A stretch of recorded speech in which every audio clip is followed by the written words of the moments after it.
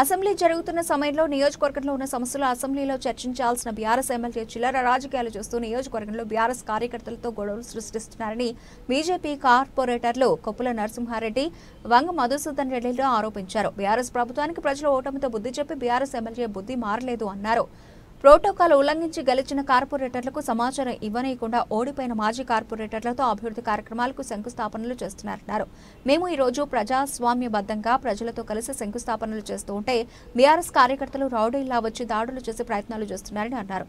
BRS కార్యకర్తలతో law and order సమస్య వస్తోందని భావించిన పోలీసులు బీఆర్ఎస్ నేతలను అరెస్ట్ చేసినట్లు చెప్పారు. నేను ఇనాగ్రేషన్లకు జీహెచ్ఎంసీ నిధులతోటి శాంక్షన్ అయినటువంటి నేను శాంక్షన్ చేయించినటువంటి నిధులకు ఇనాగ్రేషన్ చేసుకోవడానికి పోవడం జరిగింది. అది ముందొచ్చి సంవత్సరం జీహెచ్ఎంసీ వారికి పోలీస్ వారికి కూడా చేయడం జరిగింది. దాని ఇనాగ్రేషన్ కు పోయినప్పుడు ఎమ్మెల్యే మనుషులు ఎక్కడ మాజీ కార్పొరేటర్లు కానీ మాజీ కౌన్సిలర్ కానీ సంబంధం లేని డ్రగ్గిస్టులు సమాజం పట్ల అల్లరిచెల్లిగా తిరిగేటోళ్ళు అందరినీ మా మీదకి 30 మంది పంపించడం జరిగింది.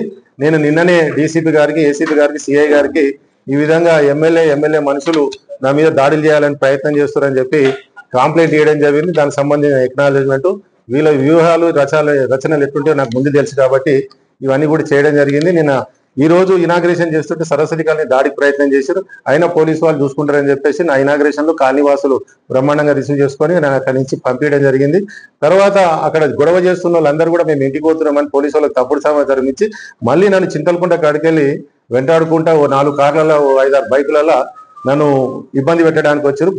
బొమ్మలగూడి దగ్గర పోలీసు వాళ్ళు నన్ను ఆపి జరసేపు ఆగండి, మీరు ఇక్కడ గొడవలు అవుతుంటే పోలీసు వాళ్ళు అక్కడ పట్టలేదు, మళ్ళీ ఇక్కడ దాకా పారిపోయి వచ్చారని చెప్పారు. ఈనన్నగుట్టలో మళ్ళా ఒక ఎమ్మెల్యే స్టిక్కర్ వేసుకొని ఒక ఫార్చునర్ కారు ఇనాగ్రేషన్ ఎక్కడ చేయాలో ఆ రాయి మీద బండి ఆపేసి ఇబ్బందులకు గురి చేసాడు. పోలీసు వాళ్ళకి వారిని మీ సంగతి చూస్తా, నేను అంతు చూస్తా, వాని సంగతి చూస్తా, ఓడోడొచ్చిండని చూస్తా, వీడియోలు అన్ని కనిపిస్తున్నాయి. అక్కడికి వెళ్ళి పోలీసు వాళ్ళు వాళ్ళని తరలించినాక మేము పోయి పోలీసు వాళ్ళ సహకారంతో ఇనాగ్రేషన్ చేసినాము. అవన్నీ కూడా జిహెచ్ఎంసీ నిధులు జీహెచ్ఎంసీ నుంచి నేను శాంక్షన్ చేయించాను కాబట్టి ఈ రోజు నేను ఇనాగ్రేషన్ చేసేయడం జరిగింది.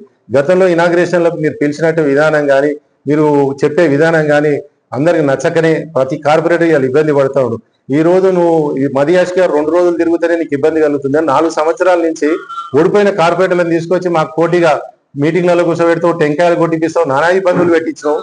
అయినా కూడా అభివృద్ధి గురించి మేము సహకరించినాం. ప్రతి విషయంలో మమ్మల్ని ఇన్సల్ట్ చేయడం, నీకు పడితేనేమో ఆకాశాన్ని ఎత్తుకుంటావు, ఇలా పడకపోతేనేమో 3 కార్పొరేటర్లు హనీమూన్ చేస్తున్నట్టు సిగ్గుమాలిన చర్యలు. ఈ రోజు హనీమూన్ ఎవరు చేస్తున్నారు ఏం కదా అని ఒక ఎస్టీ మహిళను కూడా అన్నట్టుగా కనిపిస్తున్నది. నువ్వు ఈ హనీమూన్లు ఏం చేస్తున్నావు ఏం కదా అని నువ్వు కార్యకర్తలకు నేర్పి ఫస్ట్ నువ్వు ఆ పిల్లలకి చదువుకున్న పిల్లలకి ఉద్యోగాలు ఇప్పి, లేకపోతే ఉద్యోగాన్ని రావడానికి ఇంకేదైనా పని నేర్పి. కానీ నీ పిల్లల్నేమో మంచిగా వ్యాపారాలు చేయించుకుంటా ఇలా మన్సూరాబాద్లో పిల్లల్ని అందరూ నన్ను కొట్టమని చెప్పి ప్రేరేపిస్తావు. ఇవాళ దాడి నా మీద జరిగిన ఉంటే ఇలా చెప్తే వినలేదు, వానికి అట్టనే బుద్ధి రావాలి, ఇంకోరు కూడా చేస్తుండే ఇట్లాంటి ఉండే. ఇలా రివర్స్ అయింది కాబట్టి మా మీద దాడి చేసినట్టు. ఎక్కడ కూడా పోలీసు వాళ్ళు కానీ ప్రెస్ వాళ్ళు సాక్షి ఎక్కడ దాడి జరగకుండా ఇక డీసీపీ దగ్గర పోయి ప్రెస్ వాళ్ళకి తప్పుడు సమాచారాలు ఇస్తుండు. మేము ఇప్పటికైనా నీ మనసు మార్చుకో, ఇప్పటికైనా నువ్వు బుద్ధి మార్చుకో. నువ్వు ఇనాగ్రేషన్ చేసేటప్పుడు ప్రాపర్గా చెప్పు, ఓ మేయర్కు చెప్పు, లేకపోతే అధికారులకు చెప్పి నువ్వు కాలనీ వాళ్ళకి చెప్పే ముందు కార్పొరేటర్ కూడా చెప్పు, నీకు సహకరిస్తాను.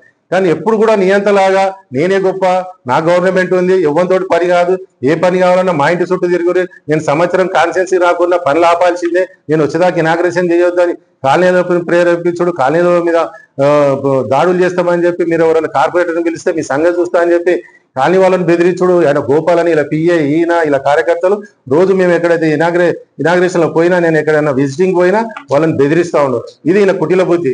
ఈ రోజు మొత్తం కూడా తేటతెల్లం అయిపోయింది. ఆయన ఏం చేస్తుండే, ఏ విధంగా ఆర్గనైజ్ చేసిండు పోలీసు వాళ్ళు చూసారు, ప్రెస్ వాళ్ళు చూసారు. ఇప్పటికైనా బుద్ధి మార్చుకోవాలని చెప్పేసి ఒకరి మీద పెట్టి నాకు భారతీయ జనతా పార్టీ సపోర్ట్ ఉంది, మా కార్పొరేటర్లు నాకు సొంత తెలివి ఉంది, నేను నిన్ను ఎదుర్కొనే సత్తా నాకున్నది. నువ్వు ఎవరి మీద వాళ్ళ మీద పెట్టి మాట్లాడితే కాదు. ఎమ్మెల్యే గారు నీకు ఇప్పటికైనా చెప్తున్నాము, స్మూత్ గా పోతే మంచిది, లేకపోతే ఇతనే పోతా అంటే నీకంటే స్కెచ్లు మేము కూడా ఎక్కువ వేస్తాం, నీకంటే ఎక్కువ బుద్ధి చెప్పడానికి నాకు కూడా ధైర్యం ఉందని చెప్పి నీకు తెలియజేస్తున్నా. భవిష్యత్తులో మేము ఏదైతే పోతున్నామో నీకు దాడులు చేస్తా, నీ అంతు చూస్తా అని ప్రెస్లు అన్నట్టున్నావు. ఎవరికైనా కాలం నిర్ణయిస్తుంది, అన్నిటికీ కాలం సమాధానం చెప్తాం. ఈ రోజు కాలం ఎట్లయితే రివర్స్ అయిందో అది కూడా భవిష్యత్తులో అవుతుంది నీకు అని చెప్పి మేము తెలియజేస్తాం.